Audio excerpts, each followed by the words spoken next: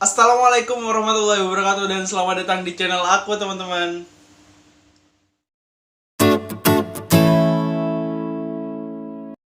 Jadi di video kali ini, karena ini juga video pertama aku di channel YouTube, aku bakal introduce myself terlebih dahulu.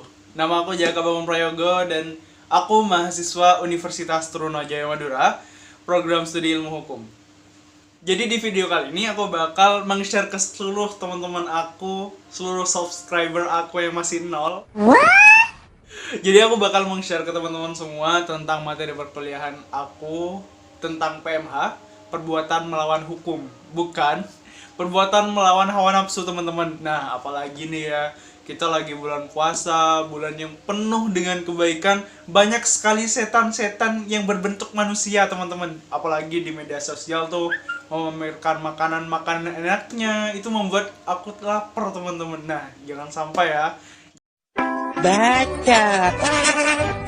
Oke, aku langsung masuk aja. Tapi sebelumnya, aku bakal meng-share terlebih dahulu tentang hukum secara luas di Indonesia. Karena nggak mungkin dong aku langsung ke PMH sendiri, takutnya nanti teman-teman yang memahami ini kurang paham. Seperti itu. Jadi, Indonesia adalah negara hukum. Nah, hal ini dibuktikan dengan adanya Undang-Undang Dasar Negara Republik Indonesia Pasal 1 ayat 3. Nah, di situ mengatakan bahwa Indonesia adalah negara hukum.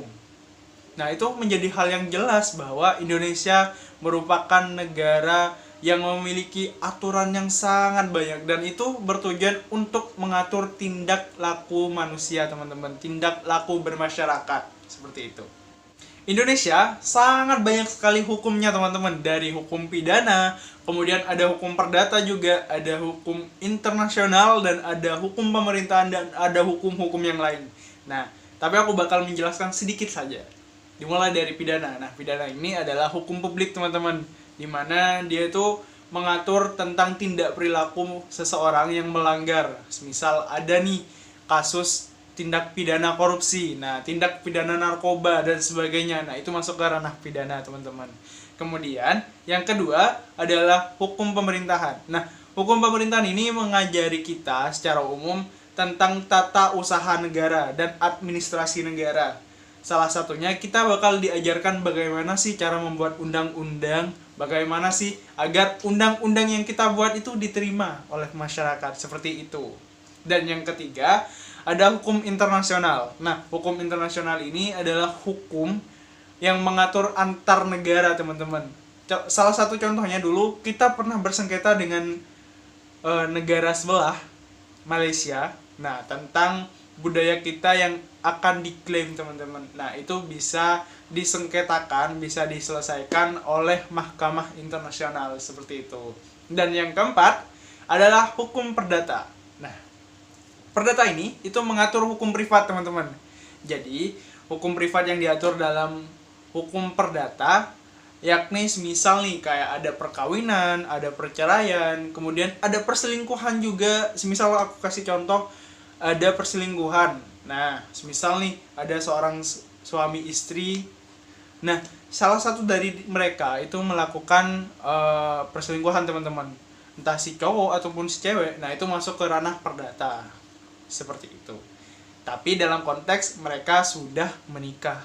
Tapi beda lagi dengan mungkin zaman-zaman sekarang nih, banyak yang namanya pelakor. Udah tau kan?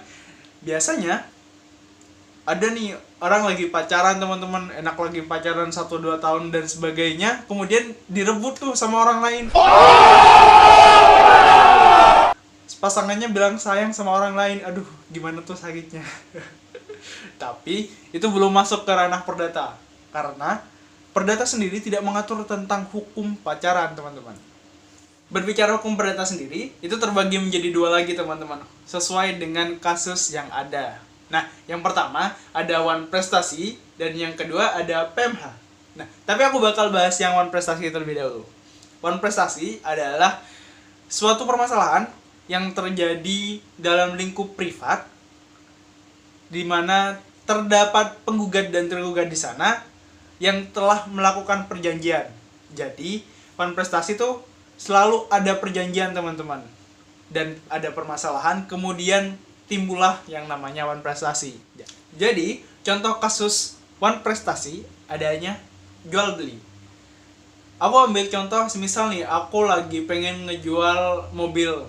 Nah, misalnya aku mau paparkan bahwa mobil aku tuh kualitasnya bagus, terus interiornya juga premium, mesinnya juga bertenaga kuda dan sebagainya. Nah, kemudian ada yang beli tuh. Nah, ada yang beli, ternyata gak sesuai teman-teman. Saat dipakai, mesinnya jelek, interiornya juga banyak yang sobek dan sebagainya. Nah, itu masuk ke ranah One Prestasi. Dan itu bisa dituntut teman-teman, seperti itu. Yang kedua, PMH. Nah, berbicara PMH itu kebalikan dari One Prestasi teman-teman. Tadi kalau One Prestasi adanya perjanjian, tapi kalau PMH tidak ada perjanjian. Semisal aku langsung ambil contoh aja. Aku lagi main bola nih, aku lagi main bola di sekitaran rumah warga. Nah, aku dengan kencangnya, dengan tendangan halilintar teman-teman. Ayo lihat semua, kapten kita datang. Tendang, kemudian memecahkan barang-barang yang ada di rumah warga. Nah, itu tuh bisa dituntut teman-teman, karena sudah memecahkan dan itu bisa diganti rugi. Tapi itu masuk ke ranah PMH karena tidak adanya perjanjian dan aku merugikan orang lain. Seperti itu. Jadi PMH itu adalah perbuatan melawan hukum yang diatur di Kitab Undang-Undang Hukum Perdata pasal 1365 BW. Nah, di sini bakal aku kasih tahu juga bahwa PMH ini adalah sebuah perbuatan melawan hukum karena hal tersebut bisa merugikan orang lain, teman-teman. Seperti itu. Unsur-unsur PMH itu bagi aku ada 3, teman-teman. Kalau teman-teman merasa ada yang berbeda dari penjelasan aku, silakan nanti teman-teman langsung komen di bawah. Jangan lupa like, comment, and subscribe-nya. Bantu aku untuk mewujudkan channel yang berpositif, bermartabat, hebat, dan luar biasa. Sekarang aku bakal menjelaskan tentang unsur-unsur PMH. Nah, unsur-unsur PMH bagi aku itu ada 3, teman-teman. Yang pertama, adanya perbuatan melawan hukum atau melanggar hak orang lain.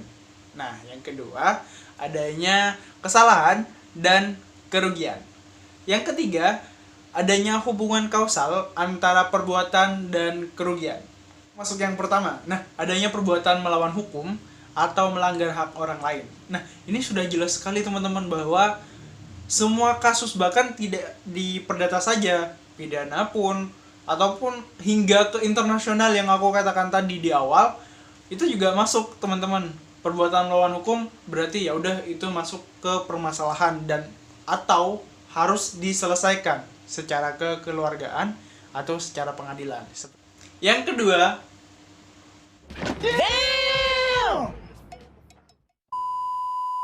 adanya kesalahan dan kerugian. Nah, ini sudah jelas teman-teman, jika ada sebuah permasalahan dimanapun itu, pasti ada yang disalahkan dan pasti ada yang dirugikan. Gak mungkin tuh, gak aku mau nuntut kamu tapi kamu gak punya salah. Gila teman-teman. Tapi kita juga harus bisa mendalilkan bahwa kita tuh tidak bersalah. Hukum pun sebenarnya saat memang seseorang itu benar-benar bersalah, hukum itu harus ada di tengah, teman-teman. Harus tetap adil dan si tergugat itu. Jadi kalau di perdata, teman-teman, kita tuh menyebutnya penggugat dan tergugat. Nah, si tergugat ini dia yang disalahkan atau dituduh. Nah, kalau penggugat itu dia yang menuduh. Nah, jadi si tergugat ini harus bisa membuktikan bahwa enggak loh, aku enggak kayak gitu, enggak, aku enggak mencuri, aku enggak melakukan seperti yang dikatakan si penggugat, Pak, dan sebagainya, seperti itu. Nah, yang ketiga dan yang terakhir, adanya hubungan kausal antara perbuatan dan kerugian. Sebenarnya di sini sudah jelas, teman-teman. Semisal nih aku lagi posisi tergugat, kemudian aku mencuri uang 100.000. Kemudian si penggugat ini malah mintanya 1 juta ke aku. Nah, itu nggak bisa, teman-teman. Karena itu nggak logis. Kita bisa menuntut ganti rugi itu dengan sesuai uang yang ataupun barang ataupun kerugian yang didapat oleh si penggugat, seperti itu tuh. Oke, segini aja video kali ini, teman-teman. Jangan lupa like, comment, and subscribe video ini. Bantu aku untuk memenuhi tugas mata kuliah hukum perikatan. Dan mungkin kalau teman-teman juga suka video ini, aku bakal membuat video-video yang lain. Jangan lupa komentar yang positif. Oke, sekian video kali ini. Jangan lupa like, comment, and subscribe. See you!